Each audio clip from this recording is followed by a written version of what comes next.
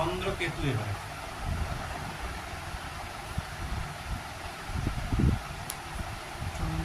চন্দ্র কেতু এরা এরা কি করে, এরা কাউকে বুঝতে দেয় না এরা কিভাবে কি চিন্তা করছে।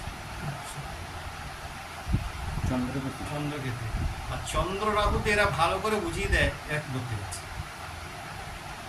চন্দ্রকেতু ধরে এরা এরা বুঝতে দেবে না এরা কি ভাবছে কি করতে যাচ্ছে, পরিকল্পনা কারোর কাছে ডিসক্লোজ করবে না।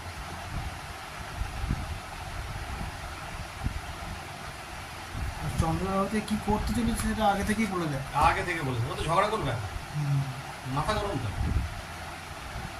ও তার আগে সব কিছু এত খুলে কেন সব বলবে। চন্দ্রকেতুতে না চন্দ্র রাহু সহ চন্দ্র রাহুতে ঝগড়া চরম আকারে পড়ে যায়, নিজের সমস্ত সদ্গুণ নষ্ট করা, এরা কিছু কাজ করার আগেই বলে দেবে। সব বলে দেবে। নিজেই নিজের সদ্গুণ নষ্ট করে। সব গুণ নষ্ট করে। চন্দ্র রাহু ভালো না।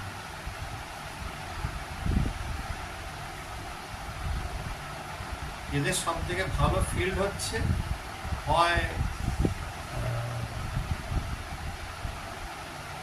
কোনো জায়গাতে ধর ওই আর্মি বা পুলিশ, ডিফেন্স, সিআরপিএফ এই ধরনের কাজগুলো এদের যদি মঙ্গল ভালো করে তাহলে ভালো।